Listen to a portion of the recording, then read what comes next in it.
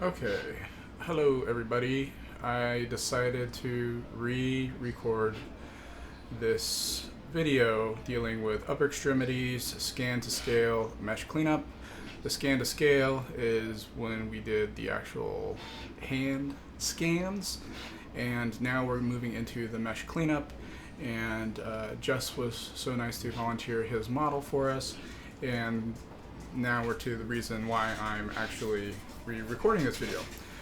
So, unbeknownst to me, and this was a short thinking on my part, is the amount of data in this raw file form. So, just to give you an idea, and I'll show you in a second, but I have made it so you cannot see the original mesh now, but you can see this 2.0 STL. So this is the original OBJ that we exported from the Revo point 3D scanner, and I reworked it into this STL. This is the main reason. So to the left we have the OBJ, and to the right we have the STL. If I come up here and I say show wireframe, and I do the same thing with this other version, you can see pretty clearly the differences in the density of these triangles. To be precise, we have over 757,877 little triangles in here. You can kind of see as we zoom in. That's great because it captures a lot of curvature data and makes it so this looks very smooth and lifelike. And the problem is it slows down the computer quite a bit. So I went ahead and I reduced the polygon count to around 15,000, and this should make it much easier for you guys to process within your laptops on school. Okay, so pretty cool that I can do this, but this should make life a lot easier. Short story, or get to the point. Short story. So let's go ahead and turn this one off, and I'll expand this and we'll kind of go through the workflow of everything. So first and foremost, we need to orientate this thing. We can kind of see our virtual bed is right here, our three-dimensional space to which we're able to move. The way I can move is actually just right-clicking. I'm holding the right mouse, and it will make me move just like so. If you want to use other functions like, hey, I'm lost and I need to come back to some baseline, you can always hit the little house. You can see the orientation of this bed and how this is the front, the right side, and the left side. And you can see the hand does not match up to that. So that's the first thing we're going to do. The one last thing I'll point out before I do move this around is, in your view, if you come down here and you notice that it's hard for you to kind of zoom in on your models, that it's disappearing, it's because you have this enabled, this orthographic view. If that is turned on, it's going to make it very, very much harder to zoom in on things. So unclick that and you'll be able to get a little bit more precise and zoom in very, very much so. Okay, so let's orientate this thing. So I'm going to hit edit, I'm going to hit transform, and then we see this little kiosk. We have local and world view. The local is the coordinates to how the model is imported into here. However, we want to make sure we're oriented to the program. So we're going to hit the world view, and that will make it a little bit more easier to kind of move around. So I transitioned it that way, and now I'm going to go from the top view, and now I can spin the palm facing forward. We're going to call that the front of the hand. And if I pivot back, we can kind of see, hey, this is the front of the hand, this is the left side of the hand, and I did a pretty good job keeping it vertical too. However, you see the little red ball? That is your center of mass that drops down. So I'm actually move that over to right about there. And you can see the little balls up there too, little ball that kind of disappeared. So now I'm trying to align it to kind of the wrist joint itself. That will make it easier later on. It kind of might be tough to understand now, but it will become more apparent as you start working this. I'm going to bring it up just a little bit more, just to make it a little bit easier. Okay, so that looks pretty good. Actually, we're going to turn that just a little bit more. All right, I'm happy now. And Notice that the wrist is in a little bit of extension, and that's probably where we would want to put it anyway if this individual was injured. Little side story, I broke my thumb joint in high school playing water polo, and I'm having a little bit of flashbacks right now working this. So, except that looks good. All right, so next thing we're going to do is we're going to start processing this and cleaning it up a little bit. Most of the anatomy on this hand is very usable and great, but we got to take care of a little hole there, a little hole there, a hole up here, and then the fingers aren't as important, but we'll clean them up anyway. And that's a simple process of using the analysis inspector, and these little guys joint out, and here we go. So these are all the identified spots that need to be filled, fixed, remeshed, things like that. You can hit the auto repair up here. However, if you do it all at once, it could bog down your system. So it's better just to kind of come in here and point and click and see what's going on. So give you an idea, there's the parameter that needs to be fixed. It remeshes there, adds more triangles, kind of guesses what's happening over here and over here on the side of the hold, and then tries to fill it in the best way possible. So we're going to fill that. We're going to do the fingers. This little spot right here is just a weird funky triangle. So boop, it's going to fix that as well. And bing bom boom boom ding doo ba da doo doo doo. Sound effects are great, right? And we're done. So all said and done, we have somewhat of a solid watertight mesh. And that's the key verbiage right there we're trying to stick with, is we need to make it watertight so we can actually start messing with this a little bit more. Now, this funny part down here, I'm going to actually get rid of it. And the way we're going to do that is I'm going to hit done, and then I'm going to come up to a different tool called plane cut. And you can kind of see the ghost image on the bottom, and then the solid polygon structure, the physical polygon structure at the top. And you want to drag this down to the appropriate size. If I do that, see how it messes that up right there? That's okay. We can actually fix that afterwards. I just want to make sure I'm capturing enough of the wrist, so when we build this out a little bit more to make the supportive structure around it, encasing the hand, we can. So that looks pretty good. This is going to discard that bottom ghostly half, and it did. And I'm going to go back to analysis, inspect, and oh, found one little more problem there.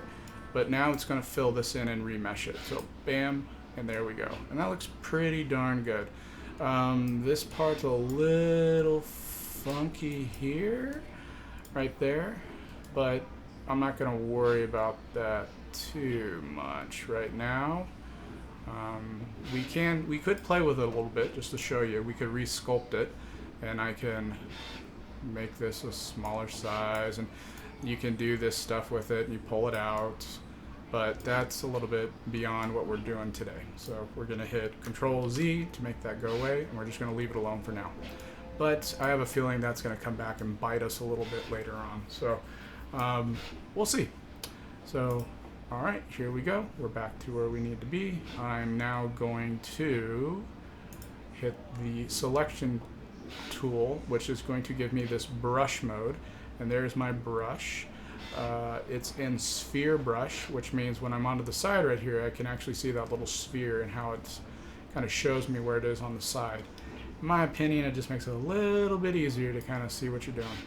So I'm just going to make some boundaries now. So I'm going to highlight this area like so, moving gently across. And I'm just trying to place where I want to capture the boundary lines of the brace that we're trying to make. Again, I'm having flashbacks when I broke my thumb. So I broke the thumb right here at the joint, and the casting had to come way up here, and I remember it always bugging me. Oh, so if you run into this issue, Control Z will undo it. Another thing you can do is just by selecting the brush tool and painting it on by clicking the left mouse button that's how you put it on there. But say you added some space that you need to retake away, you can hit Control, hit the left mouse button, and then you can retract it as well. All right. But that looks pretty darn good. And there is a function that will help us clean up the boundaries here, create a straight line. So I'm not too worried about what we're doing. So we're just going to come down here and work our way across. This is a lot easier if you're using a mouse. There we go. So voila. So now we want to look at the boundaries. Okay, so we're going to go to Modify, and first we're going to go Optimize Boundaries. Boop. And you notice there was some movement right here within the triangles, and it's looking at all these different triangles and kind of doing the math behind the scenes and calculating kind of the line of best fit and how that should be put on there. Now we're going to go Smooth Boundaries, and there's those lines of best fit I was talking about. This is a little troublesome for some reason, and the only thing I can think is the fact that I did something down here. So I'm going to go exit real quick, and I think it's because I added this. I just didn't take it away, so we're going to hit Control. It wasn't really a set line boundary like it probably wanted to be. So it's a nice thing. A lot of these programs will kind of talk to you if you're having issues. All right, so that looks better. Let's go back into the Optimize Boundaries, and you saw that move there by the thumb, and now we're going to go Smooth, and voila, that looks a lot better. So now I'm going to smooth out this line, and we're going to set this from 50 to 100 because I want the smoothest line possible. I want to try to preserve the shape as much as possible. So I'm going to hit that as 100 too. Now this is a little bit different because it looks kind of messy, but notice how I expand that border ring and it makes it grow bigger. Now I want to keep it from going red, but the more information we're calculating through here, the better the average will be with these lines. And that looks pretty good. That looks a little high, so we're actually going to cancel this out, and I'm going to rework this little corner right here. And this is like my third time trying to record this video. I had to pick up my son earlier, and I ran out of time, and I forgot to save it. So trying to make this a little bit better. There you go. Yeah, I like that. So now we're going to modify, optimize boundaries, smooth boundaries. We're back to 100, preserve shape, and oh yeah, that looks a lot better. And I'm going to hit OK. And look at that pristine, pretty line. Anytime we're messing with boundaries, you're probably going to run that function. And we'll do it again a little bit later on, a little differently, but the same rules apply. Now, this is the fun part. I get to make a big brush, and I get to paint in the middle. So stick between the lines, like you guys were taught in kindergarten, and paint away.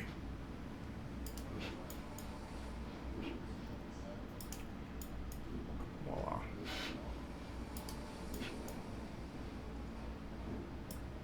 Cool. And just make sure you kind of capture all the missing pieces. Got a spot right there, and a little spot right there, and there we are. Pretty good. Already starting to look like a brace. So we are now going to create an offset. We're going to come up to Edit, and we're going to offset this guy. So it's set at 4 millimeters now, but look at the big gap in between. All right, so there might be a situation where we would want to do that, like say if we were putting some kind of padding, or maybe we needed some denser features on this. But just to make it look a little bit better, we're going to do a 3 millimeter offset. And notice how fast everything's processing now.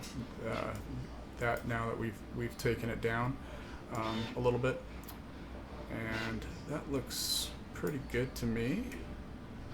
Just trying to do a little bit of inspection. I'll leave it a little bit more gapped here than normal.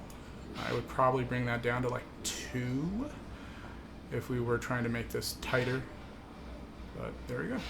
So from here, we actually want to separate these, because right now the software is looking at this as both being a single object. So if I come down to the edit button now, and I'm going to go separate shells, and now I have two objects. So now I can close that out, keep that, or if I want to add it back in. But see how now it's kind of blocking? So I probably would want to just turn it off. And for now, this is plenty.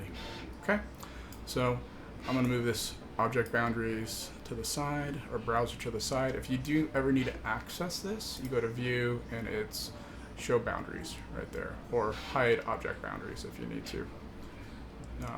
Yeah, not that one, that one. Okay, so we are now going to do that offset function again. This time I'm going to highlight the area, hit Control A, which will now grab all of it, and we are going to extrude. Oh, not extrude. We are going to offset one more time. We do not want to extrude. That's very tempting to do, but the problem when we do that, I'll show you why, is let's extrude this. And look how it thickens it. So it's not doing anything here, but like that's not really the point of what we're trying to do. Okay, so Control Z to undo that, Control Z to undo that. So that's why we want to use the offset function, offsets. And we created two offsets, and if we go in here, we can kind of see two gaps now. I'm going to make it a little bit more bigger, just to make it a little bit easier to kind of see how there is a gap there. And we are now going to fill this in, and we have to rework these boundaries yet again. So looks pretty good. I'm going to hit accept. It's happy. I'm going to now hit escape, and now we have these two models we're messing with. All right. So if I zoom out, I'm going to add the hand back into it, so visually we can kind of inspect that. But this doesn't look very comfortable, so we need to smooth this out a little bit more. All right, and even right here, this is a little funky. Actually, I don't like that one bit. So maybe 5 millimeters were too much. So Control Z, Control Z. I'm going to hide that. I'm going to hit Control Z one more time. I'm going to hit one more time. We're just going to start over. And I'm going to offset again. We're going to bring this down to, we'll say 3.5 maybe. Yeah, that's still fine. So we'll just do 3. Yeah, okay. So for kind of our purposes, we're just going to leave it at 3. But we can still see the gap. All right, cool. Escape. Voila, there we are. Put the hand back. Yeah, that looks a little bit better. Cool. All right. So re-hide the hand, and now we're going to work these angles. All right. So we're going to hit the select tool again, and we're actually going to be using two different functions here. We're going to use that a bridge function and a joining function. So we're going to optimize this boundary though first. So I'll make this smaller. Notice the blue line. That is a clickable thing, so I can click it, and I'm going to click that one too. And I'm going to go here, I'm going to go to modify, I'm going to go optimize boundary, and then I'm going to go smooth boundary, and you can kind of see it's doing that thing again. But look at that, doesn't that look better? Always, yeah, and the software will work a lot better too if you take care of all those little imperfections.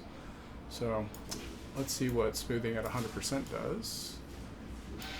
And let's try to preserve the shape. And you can kind of see it moving and flexing. I don't know if we need to preserve the shape too much. Let's see what the smoothing does. Yeah, so let's just bring it down. Well, for now, we'll leave it at 100. And I don't know if we need that much. And I'm going to hit accept, and dang, doesn't that look good now? All right, excellent, excellent, excellent. Let's do that again at the thumb joint. So we're going to click, click, and optimize boundary, smooth boundary, and play with your little toggle guy. Preserve shape.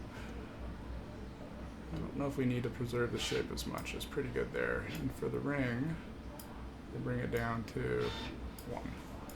Accept. Button's good. Yeah. Alright, now last but not least, let's do the bottom part. And I said we might have some issues with here, but I don't know if we will now. Alright, so we're going to click, double click. You cannot click on anything on the inside, by the way. It's unclickable. We could kind of put it inside out, but we're not going to need to do that. And optimize boundary, smooth boundary, and 100% smooth. I don't think we need to preserve the shape as much, though. Yeah, we'll say 60. Just eyeballing it. And what happens if I do more rings? Nothing really. So 2 rings is fine. Okay. And now we have optimized boundaries. Perfect. Alright, let's see how it's going to meet up with the hand. Yeah, this is a little dark to see, so we're going to go... nope, I want to unclick show boundaries. I meant to hit wire. And... yeah, so you can see it's kind of casting the shadow of which all this pulled off of. It looks like there's a lot of room, but it's not. It's really not. But yeah, that looks like it's a good fit. So, you know, if we do this traditional method, we would actually be asking like, how does that fit, and pulling it on and off. But for here, I could really kind of like chop the hand in half and look at, you know, how everything is meeting from all these different angles. So, give you an idea of that if you really want to know, because I know you guys are just dying to know. We can use that plane cut again. I'm going to rotate this in half. I'm going to kind of keep it at an angle. And I'm actually going to, I'll discard it for now, but I'm probably just going to undo it. But look at that. Look how that's fitting all the way through here. It's pretty good. And if you heard my wife in the background, her and my son are watching Beast Games right now. Beast Games. Yeah, that looks pretty good. So Control Z, Control Z, and Control Z, and we're back. Okay. All right, so let's make the hand go away again, and we'll finish this up. So we're going to use the select tool again. We're going to click on 2 different spots, and we're actually going to use the outsides. So we're going to use a bridge tool. So we're going to do this. I need the wireframe back. Can't see anything. Wires are your friend. And then we're going to put a little spot here. All right. And we're going to go to edit and bridge, and these 2 spots will join, and they did. Okay. And the reason we're going to do that is the software is not going to like to try to bridge all the way around. So we're just going to do a spot here and a spot here, and then we can use the fill, the inspect, the analyze and inspect tool to fill it. So I'm going to hit accept there. We're going to escape, select, and do it there. We're going to do it there. And if I want to use the keys, I can just do that. And that looks pretty good. We're going to hit accept. I'm going to hit escape.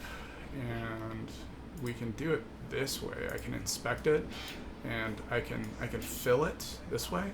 The issue with doing that, though, is see how sharp this edge is? And this is an option. This is an option you can do. But I'm going to show you another way, which is my opinion, a little bit better. Okay? So we're going to actually weld it. We're going to weld it. So now I can go select, and I'm going to go bam, bam, just like I did before. And if I come up to edit, I'm going to hit this join. All right? And it's going to kind of highlight it, and hopefully it works. and it didn't. I have no idea what just happened. Excuse me. So, Control Z, and let's see what I did wrong. What if I hit bridge? What happened? Yeah, I'm gonna get that error. Well boundaries. Yeah. So every once in a while, something happens, and I can't explain it. So that's why we have different ways of doing this. So I'm just going to pause this video for a second. I'll be right back.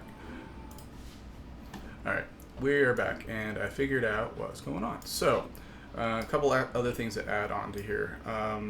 The boundaries, we need to do a couple extra steps if we're going to use that join process. And I just want to give you guys two different options to do this, because if you guys are ever coming up where we have to have these transitions of like these abrupt edges, there are just different ways we can deal with it, and it will help you post-processing either do it quicker or much more work involved. So it's just worth pointing out.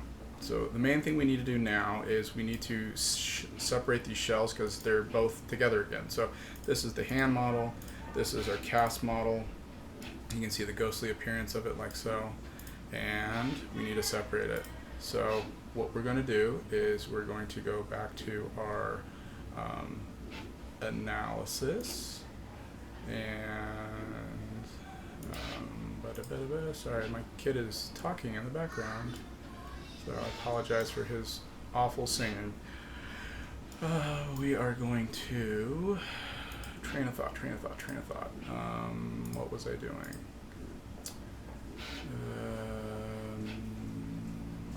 Separating shells, that's it. All right, so we're separating the shells, we're going to separate it out, and lo and behold, we have now this and that and that. So let's close that up, demagnetize it, and if I do this, that takes apart the outer shell. If I do this, puts it back. I can take out the inside, move the outside, so now they're two separate shells. That's important, okay? So I'm gonna hit escape and zoom in a little bit more so you can kind of see it. I'm gonna close this one out, so I just have the inner shell, and I'm gonna go back to sculpt. It's gonna highlight it, make it bright pink, and then I'm gonna hit Control All, and then I'm going to actually do this flip normal. And what that's going to do is make it from me being able to work on the inside here to this outside, the middle part pretty much, to over here now. So we're gonna go flip normal, and boom, there we go. So I'm gonna add this back on there, and now all said and done, I can pick on here and I can pick on here. Now we have to rejoin them. And the way you do that is you're actually going to pick both of them. So I hit shift and I highlighted both of them. I can combine them now, and now I'm able to select and write over here, and now write directly on the inside as well. Okay, so I had to think about that one. It's been a while. So, all right, so now with it like that, that weld option should work. So select, I can click on the inside there, I can click on the inside there, and now if I come up here and hit join, it should actually work now, and it does, but look what it did. It brought everything down a little bit, so it sacrificed that top little area, and it just kind of rounded them off. Okay, it doesn't look beautiful, but there might be a time and a place where you want to do that.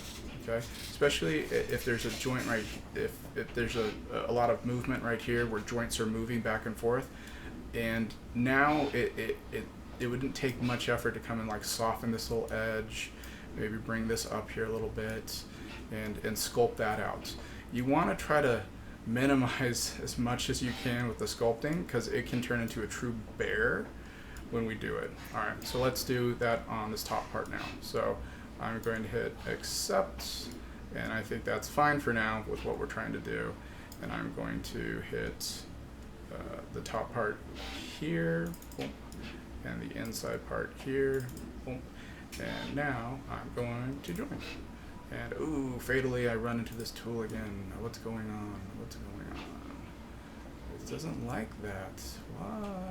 So in this case, I'm probably going to try this. So we're going to try a little area here and a little area here, and I'm going to join it. I'm going to bridge it, and that looks pretty awesome. And I'm going to hit accept, and now I'm going to inspect tool, and it did it. So you can see kind of the big differences where we have these softer edges. It's abrupt, but it's more of a transition compared to this like block top part. So now I would want to soften these, and you can kind of see that might be a little bit harder to do. So let me try one more time with that join tool. So we're going to, now that I've bridged one area, maybe it'll play nice. Nope, and it's not going to do it. So that's the way the cookie crumbles. So I'm not going to make this video too much longer, so we're going to do Control Y, which will kind of input everything back to where it was. And we're going to go hit Analyze, Inspect, close it up, and we're good. Let's try it on the bottom. All right. So not all programs are perfect, but you try your best to utilize what you got. So we're going to hit Done. I'm going to hit S for select. So I'm going to hit that corner. I'm going to hit this corner, and cross your fingers and hope that that other join function works. And it did. Okay, so that looks pretty good. Pretty good. I'm not too sure why it didn't work up here. My best guess is the fact that it's just a hole, and it didn't pick up on it, as well as these longer kind of like less featureless holes. This is just kind of bulbous, but better than nothing. So all said and done, that is your model, and that's what we're going to be doing. So I'm hoping that with this basic workflow, we can scale it up and do some other things involving the lower extremities as well. I'll show you this last part. If you do want to export this out, make sure this is hide. Whatever you see on screen will actually be exported, and you can actually export. And what do we want to export it as? We want to do it as an STL, and I'm just going to put hand. I'll show you what it looks like. I'll put V8, I don't know why, just to show you what it looks like if we put it into the bamboo slicer.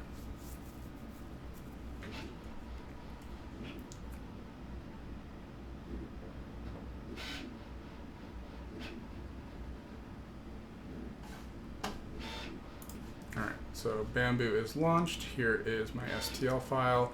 I hit the little plus with the box. That's how you import things, and voila, and there we go. That is our model ready to print. Now, can you guys guess what the problem with this might be? It's going to be a fitment issue. I can't just stick my hand up in here. So a couple of the things we learned with our first assignment was how to split this. So I'm going to, first of all, I'm going to change that color. That's horrific. That looks a little bit easier on the eyes. And we're going to split. And it's pretty much the same function as before. And I'm just going to kind of randomly go through here like that. Okay? And I'm going to hit this. We want to keep both objects, perform cut. Non-material edges, blah, blah, blah, blah. Yeah. There we go. We got two pieces. Right, so if I do that, now there's two pieces. And I want to print them. Ooh, like see that cut? That wasn't the best cut. That's going to be a little awkward. It's good enough. It's good enough, but we want to rotate these flat. So I'm going to hit the rotate flat button, and that didn't work. So we're going to back out of that, and I'm going to just manually do it, and it's going to want to stick. And it's hanging off, and I'm getting this error. So I can right click, I can put arrange, and it will just put it on there for me as perfect as can be. Look at that. Okay, great. And I would slice it. Boop. Warning, floating region. We would want to add supports. I didn't turn them on. So, supports enabled. I don't think we really talked about supports yet, and they are important because kind of like if you're building a house with a big arch, you would want to build it with some support first in the middle. That way it can make its way across, and then once everything settles, it would be strong and would hold its shape. This stuff is the same way. So when I activate supports, this is what happens. These are called tree supports. So I'm giving it a parameter of a threshold angle of about 25 degrees, and anytime it kind of sees that threshold greater than that, then it's going to add this into here. These are all breakaway too, so once we print them, we can come in here and just snap them off. Fun little trick, use two different materials. So we could do this in PLA, and this would be a different material called PETG. And because they don't like to bond to each other, these break away super easy. Don't pay for that expensive support material. All right, there we go. That's what it looks like. Now we slice it, and we can send it off to the printer. We can double check it. We can check the infill and our walls, and what other things we want to do in here. But basically, we're ready to print. All right, cool. So have fun.